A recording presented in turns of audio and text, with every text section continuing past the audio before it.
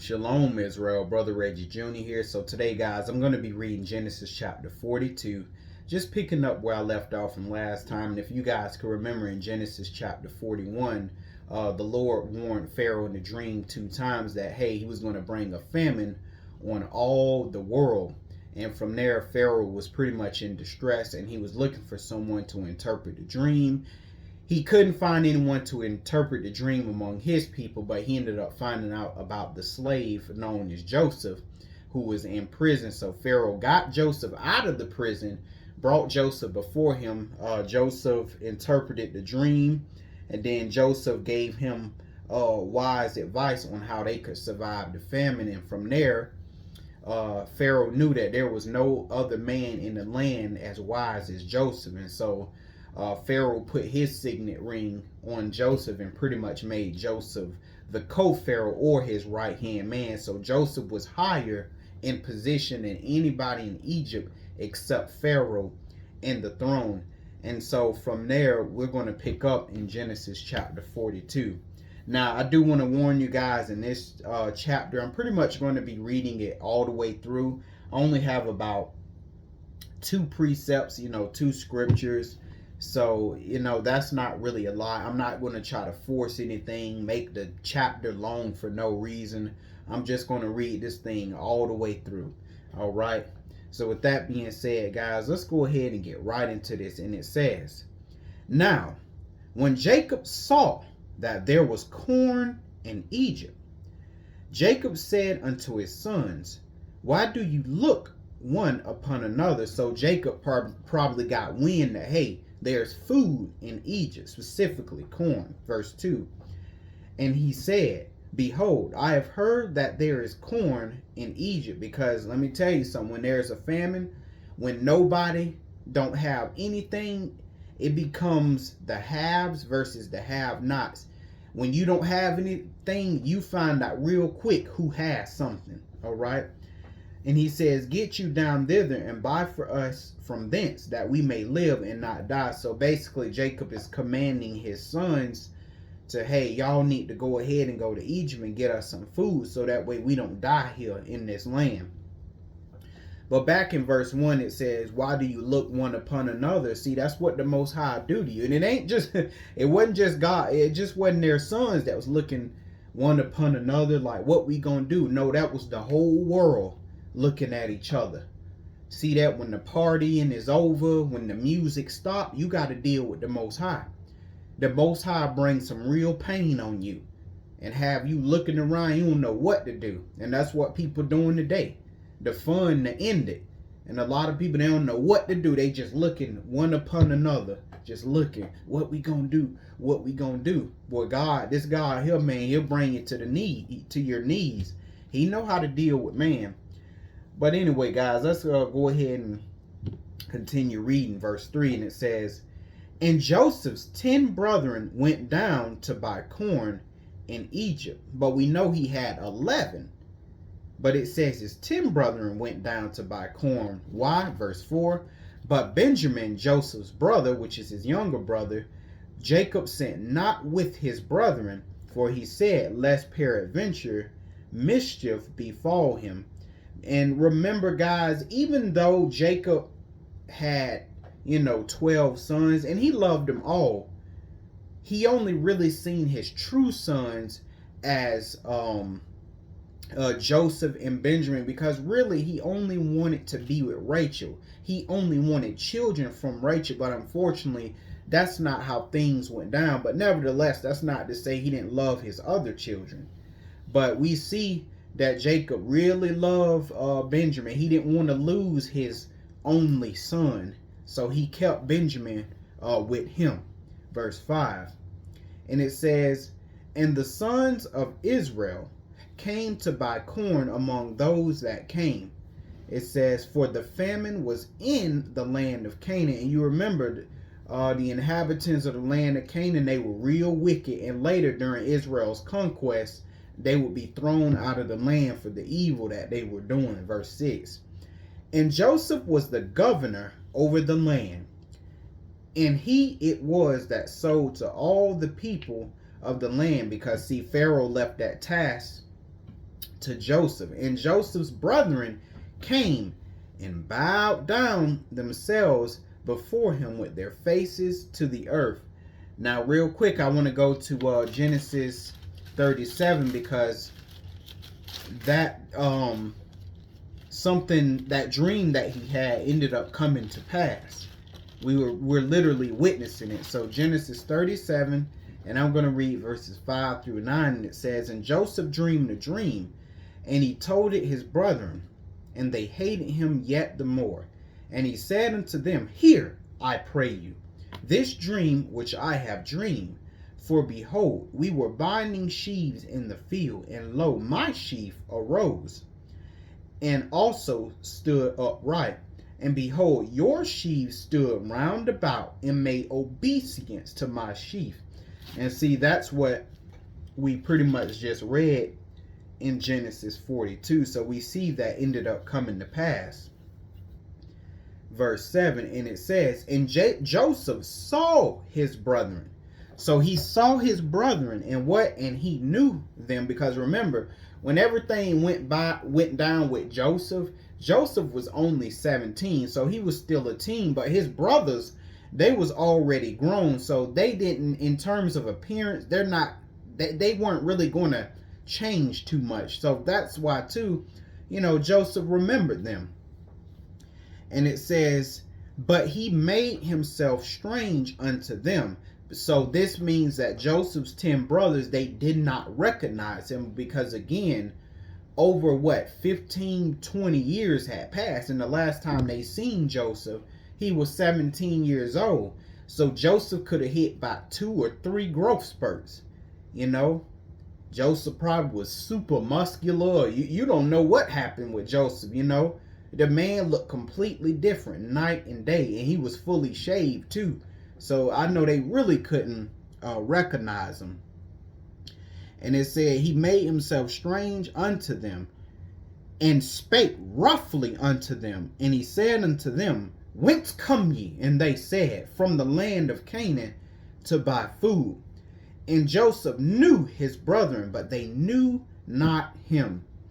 So Joseph kept his identity a secret to his brothers. "And Joseph remembered the dreams which he dreamed of them, and said unto them," the dreams concerning the stars, the sun and the moon, and then also the sheaves. He remembered that, and said unto them, "Ye are spies. To see the nakedness of the land ye are come." Now, we know that Joseph is doing that just to kind of test his brothers and stuff like that. But during times like that, you really do have to be careful, because during hard times, your enemies will slip in among you and take advantage of the situation. So Joseph is still using wisdom here, even though he's just testing his brothers. Verse 10, "And they," meaning his 10 brothers, "said unto him, Nay, my lord, but to buy food are thy servants come." All right. And it says, verse 11, "We are all one man's sons," which is Jacob. All right. It says, "We are true men. Thy servants are no spies," meaning we telling the truth. We are honorable men. We are not spies, and we are the sons of one man. Verse 12, "And he said unto them, Nay, but to see the nakedness of the land ye are come." 13, "And they said, Thy servants are 12 brethren, the sons of one man in the land of Canaan, and behold, the youngest is this day with our father, and one is not." So now we see that Joseph's brethren, they thought that he was dead. They didn't know that he was still alive. They figured something bad happened to him. They thought he died. And they said, "But our youngest brother, to my Benjamin, he's still alive, and he's with our father." In 14 it says, "And Joseph said unto them, That it is that I spake unto you, saying, Ye are spies. Hereby ye shall be proved," meaning I'm going to test y'all to see whether or not y'all really spies. He says, "By the life of Pharaoh, Ye shall not go forth hence, except your youngest brother come hither. And see, Joseph, he knew that his father Jacob loved Benjamin. 16. He says, send one of you, and let him fetch your brother, and ye shall be kept in prison, that your words may be proved, whether there be any truth in you, or else by the life of Pharaoh, surely ye are spies. 17. And he put them all together in ward 3 days. So he put them in prison for 3 days. But those 3 days in prison that they spent was nothing to the hellacious nightmare number of years that Joseph was in prison suffering. That didn't even compare. Them 3 years was nothing. Okay. All right, where was I? Verse 18. And Joseph said unto them the third day, this do and live, for I fear God. So Joseph is basically going to come up with another ultimatum. He's going to scrap the first idea he came up with. It says, if ye be true men, let one of your brethren be bound in the house of your prison. So this time he said, okay, instead of what I said the first time, sending one person out to go get your youngest brother, one of y'all, how about all of y'all go back, but one of y'all have to stay here in the prison till you come back with the youngest son. So he says, let one of your brethren be bound in the house of your prison. Go ye, carry corn for the famine of your houses. 20. But bring your youngest brother unto me, so shall your words be verified, and ye shall not die. And they did so. 21. And it says, and they said one to another, we are verily guilty, truly guilty, concerning our brother, to my Joseph, and that we saw the anguish of his soul when he besought us, and we would not hear. Therefore is this distress come upon them. So now Joseph's 10 brothers, now they're remembering their sins. Okay, because remember, they thought Joseph was dead. But now they're remembering their sins, and they said, we remember when we seen the anguish of our brother when he besought us, meaning when his 10 brothers did what they did. Well, first they were going to kill Joseph, but they ended up putting him in the pit and deciding what they were going to do to him. That means Joseph was pleading. He was crying out for them not to do any evil to him, not to kill him or anything like that.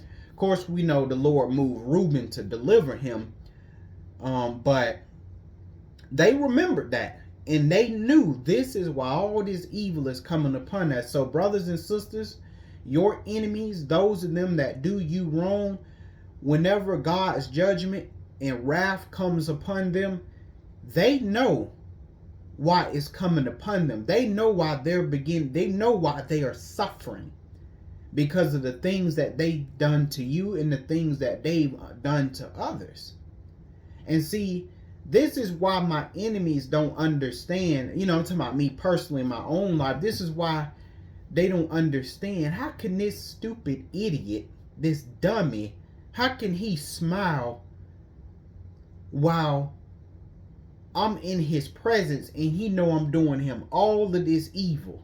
Because, my enemies hate me for that. Stupid idiot, always smiling, laughing, in a good mood, even when I'm around him, and he know I hate his damn guts.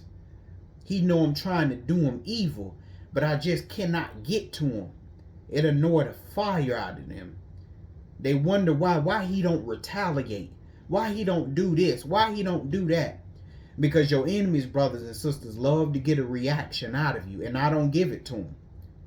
And you know why I don't give it to them? You know I don't react. You know why I still smile and laugh in the face of my enemies, even though I know they're an enemy to me, even though I know they want to harm me.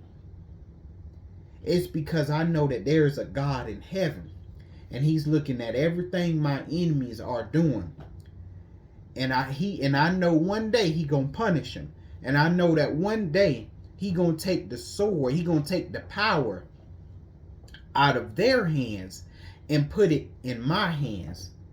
See, that's why I love the Most High, because he does stuff like that. He lets your enemy just beat you up for years, just whooping your behind, okay? And they don't show any mercy.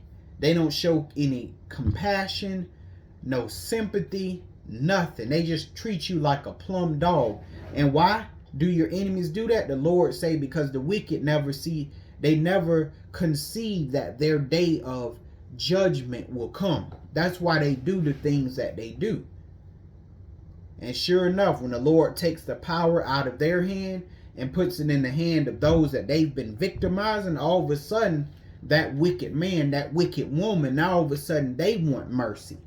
Now all of a sudden they want compassion. See? They want patience. They want all of the things that they didn't do, they want. Everything that they didn't sow, now they want it. You didn't sow compassion and mercy and patience and long suffering. Now you won't receive it, because that's God's order. That's the way it is. So brothers and sisters, if you going through something, your enemies weighing your behind. Listen here.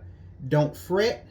Don't get angry. Nothing. Don't give them a reaction. Just pray to the Most High and be patient and wait on your salvation. Wait for the Most High to come through. Make sure you keep your integrity, because the Most High expects you to keep your integrity. And don't go around cussing people out, getting upset, being mean to everybody because you're going through something. No. Keep your patience. Keep your integrity, and the Lord will see you through. Just like he saw Joseph through. And he didn't see Joseph through till almost 15, 20 years later. And sometimes it may take that long. But nevertheless, the Lord came on through for Joseph. And so that should be an example to us. All right. So now I'm going to continue reading, guys, verse 25 through 28. And it says, Then Joseph commanded to fill their sacks with corn, and to restore every man's money into his sack, and to give them provision for the way. And thus did he unto them. Because remember, Jacob's 10 sons, remember, they bought corn, but however, Joseph is going to have it to where the money is restored back into their sack. So guess what? It's going to make it look like they stole the corn. And we're going to see that later. And it says, verse 26, And they laded their asses with the corn, and departed thence. And as one of them opened his sack to give his ass provender, in the end he espied his money. For behold, it was in the sack's mouth. And he said unto his brethren, My money is restored, and lo, it is even in my sack. And their heart failed them, and they were afraid, saying one to another, What is this that God hath done unto us? And they were scared to death, because they know the heathen didn't play. They'll kill you for some stuff like this. But luckily it was their brother. But it made it look like they pretty much stole the corn took corn without paying. But see, that's why you gotta fear the Most High, because he could do some things to you, I'm telling you, that'll break you down. Okay? See, I'm to the point in my life where I don't just love the Most High, I fear the Most High. And see, there's a difference between just loving the Most High and then fearing the Most High. Some of y'all love the Most High, but you don't fear him. What do I mean, fear him? Am I talking about reverence? No, I'm talking about fear him, being afraid of him, being afraid of what he can do to you. And see, once you understand the things that the Lord can do to you, you begin to have more respect for God, because you understand. And that's why, I carry myself a certain way when I'm out in public, when I'm at work, and when I'm just dealing with people in general. Or even when I'm by myself alone and no one's watching. I deal truly with the Most High, because I understand that this God, he sit high and he watch low. And see, one thing that I've also been learning from Genesis is not only how to keep your integrity and stuff when your enemy is doing this, that, and the third to you. But what I've been learning through this whole thing with Genesis is, listen, when you have the advantage over someone, you need to make sure you treat them right. Because if it ever happens to where you're brought low, you're going to wish to God that you showed some kind of mercy and compassion to those that you were over. Because guess what? In turn, that kindness is going to be shown to you. See, that's what I've been learning. And see, the wicked haven't understood this yet. This is what the nations don't understand. They're doing all of this evil to these black people called Israel, but they don't see their day. They don't see the day when the Lord is going to take the power out of their hands and put it in our hands and make us rulers over all the earth. They can never conceive that day coming. And that's why they continue to sow more and more and more and more evil. And they're going to serve us, brothers and sisters. That's what it's going to come down to. We're going to rule over our oppressors. That's just the way it's going to be. All right. But I don't want to get off too much into that stuff, guys. I told myself in this chapter, I'm going to stay focused and I'm going to stick to that. So let's go ahead and go back to Genesis. Let's see where I was. 28. All right. In verse 29, and it says, "And they came unto Jacob their father unto the land of Canaan, and told him all that befell them, saying, The man," to my Joseph, but they didn't know it was Joseph, "the man who is the Lord of the land spake roughly to us, and took us for spies of the country. And we said unto him, We are true men, we are no spies. We be 12 brethren, sons of our father, one is not. And the youngest is this day with our father in the land of Canaan." 33. "And the man, the Lord of the country, said unto us, Hereby shall I know that ye are true men. Leave one of your brethren here with me, and take food for the famine of your households, and be gone." 34. "And bring your youngest brother unto me, then shall I know that you are no spies, and that ye are true men. So will I deliver your brother, and ye shall traffic in the land." 35. "And it came to pass, as they emptied their sacks, that behold, every man's bundle of money was in his sack. And when both they and their father saw the bundles of money, they were afraid." Because again, it made it look like they stole the corn or took corn without paying. 36.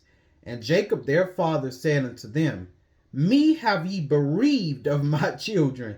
Talk about to Joseph, because now one of their brethren is still back in Egypt. All right. So now Jacob, like, every time I seen y'all somewhere, one of my children come up missing. It says Joseph is not and Simeon is not. So now we find out from Jacob that Simeon is the one that is still in the prison. And it says, "And ye will take Benjamin away. All these things are against me." So Jacob, he's pretty upset. He like, man, every time I send y'all somewhere or something happen, one of my sons always come up missing dealing with y'all. So Jacob is, he's pretty upset. 37. "And Reuben spake unto his father, saying, Slay my 2 sons, if I bring him not to thee. Deliver him into my hand, and I will bring him to thee again." So Reuben, as you guys know, he's the oldest child. And the oldest child always get the blunt force of the wrath of the parents. Okay. So Reuben made a bold claim. He said, "Listen, let me take Benjamin and bring him to Egypt, so our word can be verified, and so that way we can get Benjamin out of prison. And if not, you can kill my 2 sons." And that was a big deal, because your sons carry on your legacy. They keep your name in the earth. So that was a bold saying by Reuben. That's how much confidence he had, though, that everything was going to go well. 38. And that he's being truthful. 38. And I think, Yeah, this is what Jacob says to Reuben, and he said, "My son shall not go down with you, for his brother, to my Joseph, is dead, and he is alone. If mischief befall him by the way in which ye go, then shall ye bring down my gray hairs with sorrow to the grave." And in other words, Jacob like, man, that's gonna kill me. If Benjamin come up missing, y'all gonna bring me to the grave. And not only to the grave, he's saying I'm gonna die of heartbreak. Y'all gonna kill me with this. And so, boy, Reuben and the rest of them, boy, them 10, they in some real hot water. They in some distress. So they gotta make some hard decisions, man. But hey, this is their fault for doing what they did to Joseph. And even all of this stuff that's happening with, the 10 brothers, this was nothing. This still ain't nothing compared to what Joseph went through. So it's amazing, brothers and sisters, to see what the Lord can do to you if you don't do right. The Lord can hurt you real bad. But nevertheless, this is the Lord still showing mercy to Joseph's 10 brothers, because he could have really did them in, but he's pretty much giving them a slap on the wrist. But really, the Lord could have did some real horrible things to them 10 boys. And so that's why I fear the Most High. Whenever the Lord do my enemies in, I don't celebrate. I'm not like, yeah, that's right, that's what you get, boy. Woo, I was sick of you. No, man. It actually makes me fear God all the more. Because I'm like, if the Lord could do that to my enemies, if I ever get out of the line, man, the Lord will crush me.